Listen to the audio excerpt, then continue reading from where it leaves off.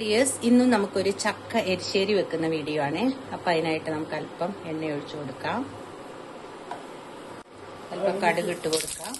കടുകെല്ലാം പൊട്ടി നമുക്ക് കൊച്ചുള്ളി ഇട്ട് കൊടുക്കാം.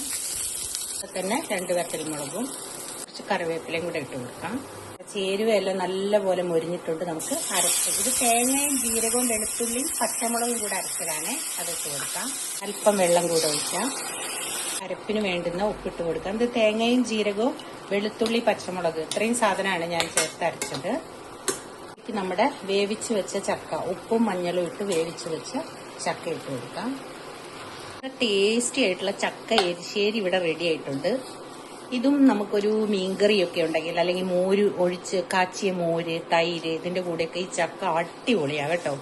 അപ്പോൾ വീഡിയോ ഇഷ്ടപ്പെടുവാണെങ്കിൽ നിങ്ങളെല്ലാവരും തന്നെ ലൈക്ക് ചെയ്യണം, ഷെയർ ചെയ്യണം, അതുപോലെ തന്നെ കമന്റും സബ്സ്ക്രൈബ് ചെയ്യാൻ ഒട്ടും മറക്കരുത്. Thank you.